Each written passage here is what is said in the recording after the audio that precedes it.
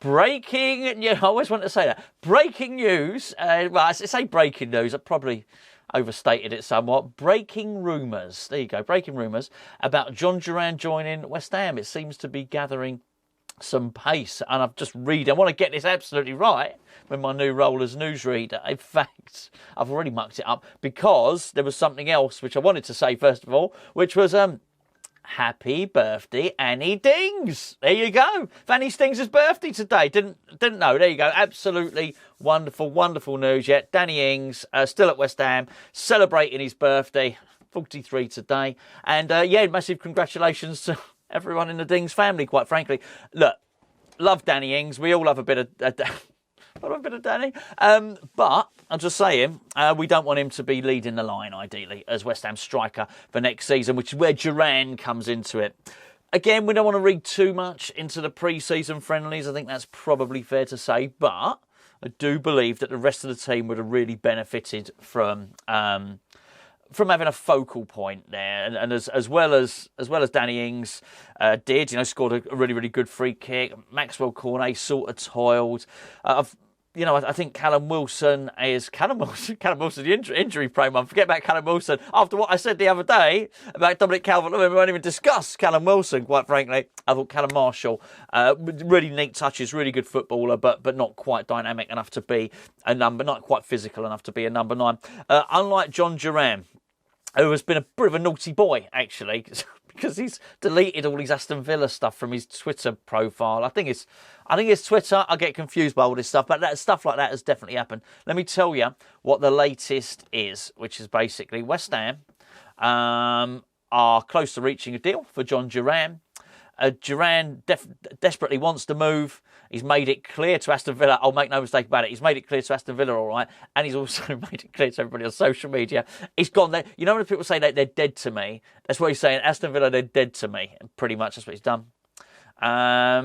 He's trying to force through the move. But we heard this yesterday that he might agitate for a move. He's been doing some agitating, all right. And that's come from ex-West Ham United employee as a most recent of all updates. Now, it's actually quite funny because Lopetegui is still being mentioned as the reason. The bit that's been dropped from the narrative, which was started yesterday, was the fact that Lopetegui was Spanish, if you remember, that he was going to join West Ham because West Ham had a Spanish head coach and he's Colombian, so he speaks Spanish.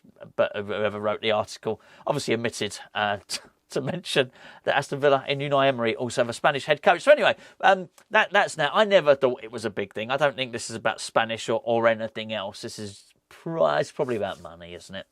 Let's be honest. It might be about money. It might be about first team opportunity. I don't know. Call me an old cynic, if you will. I'm hoping it's about him playing regular first team football more than money.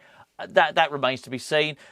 It's a lot of money. £40 million was the quoted amount. We're not paying anything like that, and nor should you, just for promise. You want to be able to hit the ground running. I mean, look at last season. Mohamed Kudus would be a fantastic example of that, and also Edson Alvarez. I know they're not the same age as Duran, who's considerably younger, but we're just going to start paying £35 million. Yes, do you want to improve? Yes. But they've got to hit the ground running, and I think you'd agree that both Kudus and obviously Edson Alvarez were magnificent last season, and hopefully they're going to be probably good yesterday as well, actually. But they're going to be equally good next season, and hopefully even better. We want that from Duran. It was interesting. It was very, very interesting to see him delete his posts, and there was a lot of Aston Villa fans saying, "You can have him. You can have him." And you know what? You can understand that, can't you? Put the boot on the other foot, so to speak. And I think if there was a player doing it to West Ham and deleting all their West Ham stuff, and as a fan base, we'd say, you know what, hop it. Good riddance, quite frankly. Off you go. But been interesting, just sort of the fallout a little bit from the pre-season friendly against Dagenham. It's not a fallout. Look, there's been a lot of talk about Kurt Zouma, and a lot of talk about, if you've seen the pictures of him walking around on the Dagenham Redbridge pitch afterwards with his knees bundled up in ice packs, basically. He did not look good, and to be fair, it wasn't the biggest amount of physical exertion. We understand that the club want to move him on. You can absolutely understand so. And you know what? It just needs to happen, because I just recorded a video with Gio over on Patreon, actually, and I was saying during that one that if you're going to have two centre-backs, you can have one ball playing one and one sort of stopper if you want. You don't really want the ball playing one keeping an eye on the stopper. It's an old story, yeah. Bobby Moore needs no introduction, obviously, to West Ham fans, but Bobby Moore played in central defence alongside a guy called Jack Charlton. Obviously went on, Jack, to manage the Republic of Ireland, and obviously was a World Cup winner by playing alongside Bobby Moore. However, I remember listening to a video with Jack Charlton, and he was talking about Sir Alf Ramsey, who, of course, was the England manager at the time.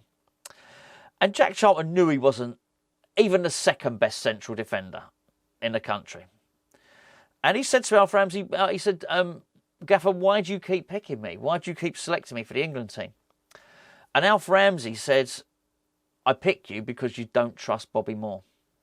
And it was a lovely, lovely little story, and the message is clear, which is basically, you might not be as good as Bobby Moore. You might not even be the second, third, fourth or fifth best centre-back in the country, but you're going to cover for him because you don't trust him. You're always expecting him to make a mistake. In the same way that you would expect anyone to do that. You know, maybe if Edson Alvarez was playing in central midfield with Lucas Paquetá, he might be thinking, I don't know if he's going to fall over and roll around on the floor in a minute. I'm just gonna watch out for him. And that's sort of the way it's always been done.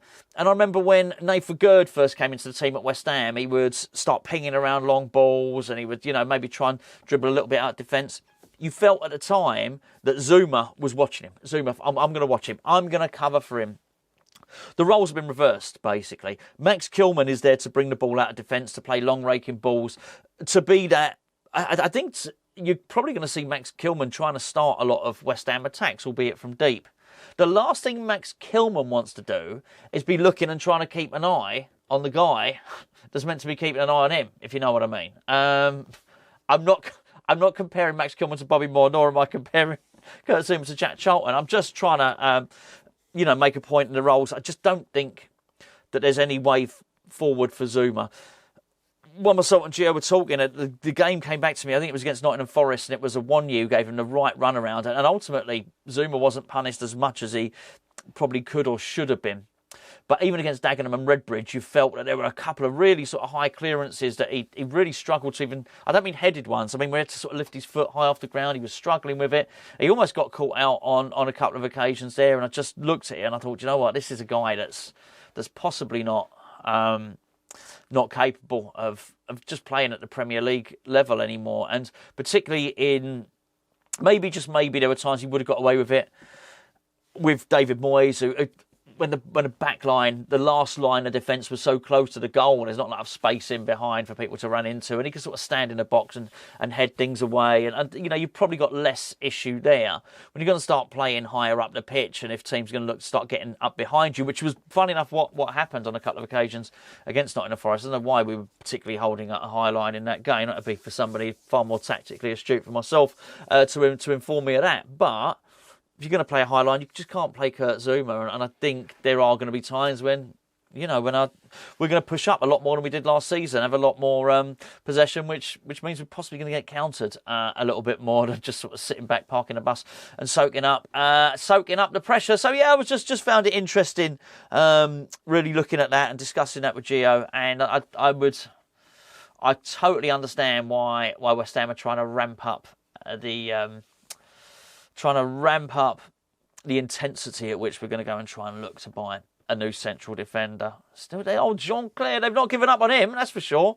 Going to be an interesting one, but looks like business is going to happen. And I want it to happen. I hate reading these stories where it says the club are going to go back and revisit. Well, we're going to go and revisit this deal in a week or two, or a week, later on in the window. Forget later on in the window. We don't want to do later on in the window. We want to get stuff done now. And I'm pretty sure Lopetegui is going to want stuff done now. He's going to want these players involved. I think you saw Souček, Soufal and Antonio all returned to training. Obviously, I've gone over to Florida. And sorry, I'm laughing at the bus. If you've seen the bus parade, which it turns out is probably AI, but it looks like there's nobody on the street. And if you go and watch that bus parade where there's like a big bubble machine on top of it, there's a little squirrel who skips ahead in front. Anyway, It was all AI generated, apart from the squirrel, funny enough. But anyway, so the club are making a big fuss that they're over in Florida. A couple of pre-season friendlies, Crystal Palace and Wolverhampton Wanderers. Julen Lopetegui is going to want his players in place for these games. He really is. So, yeah, no more time for dilly-dally, quite frankly.